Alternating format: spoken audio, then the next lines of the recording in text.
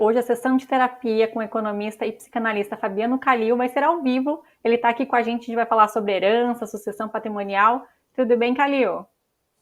Vocês, tudo Oi, jóia, tudo bom? obrigado. Tudo bom, Mara, Thaís? Muito bom estar aqui ao vivo. Calil, como que herança? Sempre a gente às vezes escuta a história de pessoal que tem briga de família por conta de herança. É, Tem como a gente pensar nisso antes ainda, quando as pessoas ainda estão vivas, né? A gente tem essa cultura meio brasileira, às vezes, ai, não quero falar, não quero pensar na morte, vai que atrai.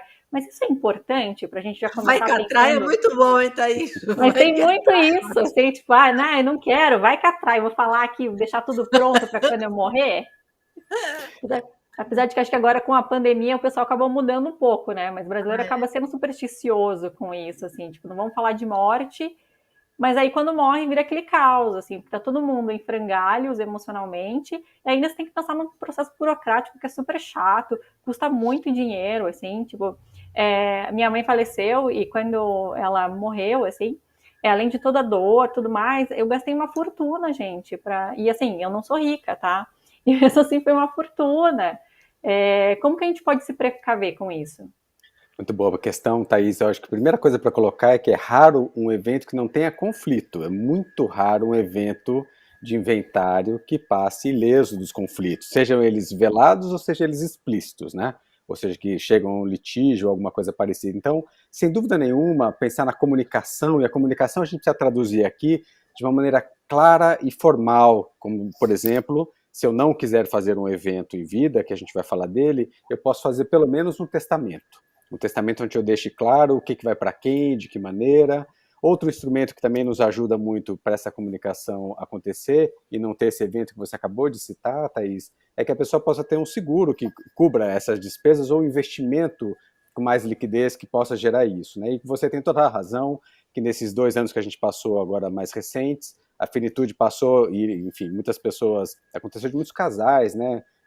Enfim, fazerem uma passagem nesse momento e deixarem menores numa situação muito delicada e a família, o entorno tendo que ajudar de uma maneira muito delicada. E como é que a gente pode, na prática, de fato, cuidar disso? Eu sou favorável, sim, a que a gente possa fazer a transmissão em vida com cuidado, né? Com cuidado de que aqueles que vão transmitir não lhes falte nada, porque a gente precisa lembrar, já falamos disso em outros momentos, do bônus de vida que a gente tem hoje. Estamos vivendo mais e as pessoas podem errar muito na conta, aquele evento de que eu faço a conta errada e eu vou viver mais, eu já não tenho mais recursos, já passei para meus filhos, né? Acho que esse é um primeiro cuidado, mas eu diria que o mais importante, Thaís, nesse ponto todo, é que eu possa gerar autonomia em todo o sistema familiar. O que eu quero dizer com isso? Se eu tenho os filhos, que já maiores de idade, né, quem está envolvido na segunda, terceira geração, entendendo e conseguindo gerar recursos, trabalho, já tem suas relações mais estabilizadas de alguma maneira, raramente a herança ela pode ser uma questão muito complicada para ela. Né?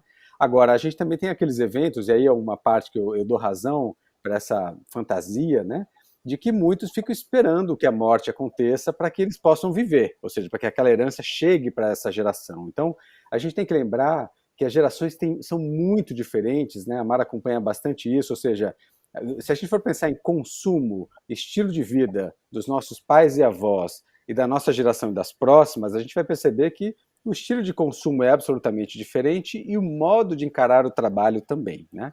Eu digo isso porque muitas vezes a dificuldade da passagem em vida é de que eles acham que nós não somos responsáveis porque a gente gasta muito mais e gastamos mesmo. Nós temos um estilo de vida que eles não entendem, as gerações anteriores, e não é para entender mesmo, né? É porque a gente gasta, a quantidade de itens que a gente consome é muitas vezes maior do que os nossos avós consumiam. Então, essa questão do voar, do hotel, do restaurante, isso tudo é muito novo, né, para as gerações que vieram antes de nós, e isso faz com que tenha uma dificuldade dessa passagem em vida. Não é só um tabu, não é só uma questão latino-americana e cristã que a gente tem aqui, de afastar isso, mas também de uma preocupação se passarem isso em vida, se as pessoas vão segurar isso de fato, né? Então, aquela lente, né, que vocês já ouviram muitas vezes, do avô rico, filho nobre, neto pobre, infelizmente ela é verdadeira, mas muito por a gente não buscar autonomia. Eu acho que essa é uma das questões, né, da busca da autonomia, da comunicação, da conversa entre os membros, de formalizar esses eventos do que a gente quer, que essa vontade então seja feita. Eu acho que são instrumentos importantes, além de ter a liquidez, não é, Thaís, para que a gente não corra esse risco de menores, muitas vezes, com patrimônio que existe, os pais deixaram patrimônio, mas eles não têm liquidez e ficam dependentes de alguém, muitas vezes, por muitos anos, né?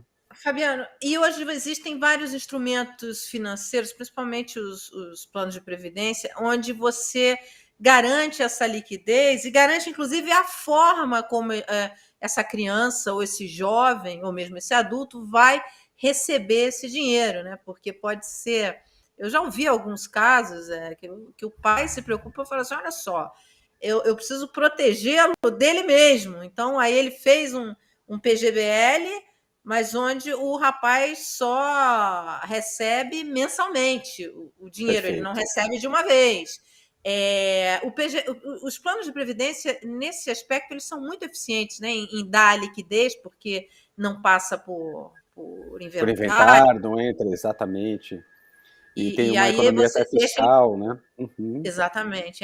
Em alguns estados já estão colocando a mão ali no fiscal, mas a maioria tem isenção fiscal. E a outra coisa que eu queria falar com você, que você falasse um pouco para a gente, que você estuda isso bastante. A gente aqui no curso, a gente tem aqui no My News um curso encontro, é um encontro Finanças e Literatura. E o primeiro encontro, a gente leu o Servidão Humana do Somerset Maugham, que conta a história do Philip, que fica órfão e recebe uma fortuna ali, criança. Só que o Philip, 2 anos antes de terminar a faculdade, ele está na miséria mesmo. E ele faz os gastos completamente errados, investimentos errados. Então, essa questão da preocupação dos pais de deixar um dinheiro para os filhos é importante, uma herança, mas não é garantia de nada, né? Quer dizer, ele realmente, para fazer isso, para que realmente proteja, ele tem que costurar isso de uma forma adequada para que a criança, o jovem, o adulto, que seja, enfim, consiga não cair nas armadilhas, né? Claro, e muitas famílias, né, vamos pensar na Europa e no Japão, isso já acontece bastante, Mara, é bem usual, de que os pais só deixem que os filhos acessem os recursos a partir, por exemplo, dos 35, 40 anos de idade, para que eles não tenham essa questão de não ir para a vida, de não ir para um relacionamento, de não encarar uma forma de trabalhar, de colocar os seus talentos para o mundo, empreender, e que depois que essa vida, em teoria, está mais resolvida, mais organizada, aí eles passam a receber.